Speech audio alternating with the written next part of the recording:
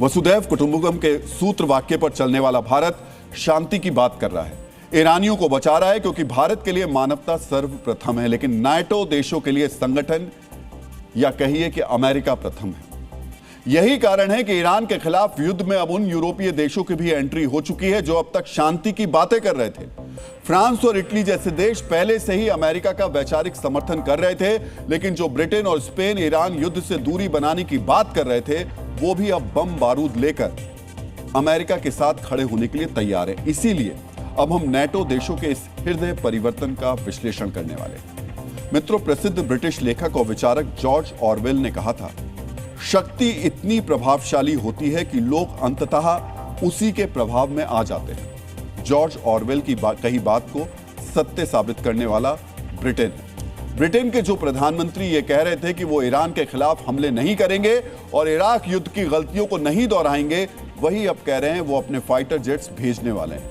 रक्षात्मक कार्रवाई, ये दो शब्द युद्ध में शामिल होने का सर्व सुरक्षित द्वार है। फिलहाल इसका इस्तेमाल ब्रिटेन कर रहा है। ब्रिटेन की तरह स्पेन का भी मन परिवर्तन हो रहा है। स्पेन के प्रधानमंत्री पेड्रो सांचेज ने भी ईरान युद्ध पर बहुत बड़ा बयान दिया है। उन्होंने कहा कि हमारे दोनों सहयोगी देशों के बीच तनाव बढ़ा हुआ है, लेकिन अमेरिका के साथ वफादार सहयोग जारी रहेगा। अब इस वफादार सहयोग का अर्थ समझने के लिए कूटनीतिक विशेषज्ञ होना जरूरी नहीं है। सबको पता है इसका मतलब क्या है। मित्रों, फ्रांस के सम्राट रहे नेपोलियन बोनापार्ट ने कहा था, अंततः बड़ी शक्ति और बड़ी सेना वाले के साथ ही परिस्थितियां खड़ी हो जाती हैं। ठीक यही हो रहा है। अमेरिका इजराइल बनाम ईरान युद्ध में एक के बाद एक नाटो देश धीरे धीरे अमेरिका के समर्थन में आते जा रहे हैं। अब सवाल है कि अगर नाटो देश सब साथ आ गए तो क्या होगा। इसका जवाब जानने के लिए नाटो देशों की शक्ति समझना भी आवश्यक है। नाटो के पास लगभग 33 से 36 लाख सक्रिय सैनिक हैं। नाटो देशों के पास 20,000 से ज्यादा घातक विमान हैं, जिसमें अकेले अमेरिका के पास 13,000 से ज्यादा आधुनिक फाइटर जेट्स हैं।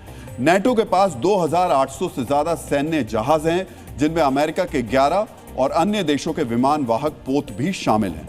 नाटो देशों की सम्मिलित जीडीपी $38 ट्रिलियन से ज्यादा है, जो युद्ध के लिए असीमित संसाधन प्रदान करती है। ग्लोबल पावर इंडेक्स में अमेरिका शीर्ष पर है, तो उसके नीचे भी नाटो देश ही हैं।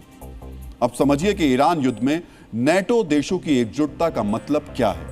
जिस तीव्रता के साथ ईरान पर हवाई हमले हो रहे हैं और जिस तरह से ईरान की मिसाइल्स और ड्रोन क्षमता में भारी गिरावट आई है, उससे साफ है कि ईरान की पारंपरिक सेना कुछ ही हफ्तों में पस्त हो सकती है। वैसे भी नाटो की ताकत मुख्य रूप से सामूहिक रक्षा पर आधारित है, यानी एक सदस्य पर हमला सभी पर हमला माना जाता है। फिर भी नाटो के महासचिव मार्क रूटे ने कहा कि फिलहाल नाटो ईरान के खिलाफ अमेरिका और इजराइल के सैन्य अभियान में सीधे तौर पर शामिल नहीं होगा। लेकिन जिस तरह से यूरोपीय देशों के विचार बदल रहे हैं और अमेरिका का समर्थन बढ़ रहा है, उससे लगता है कि कभी भी नाटो देश अमेरिका के पीछे खड़े हो सकते हैं।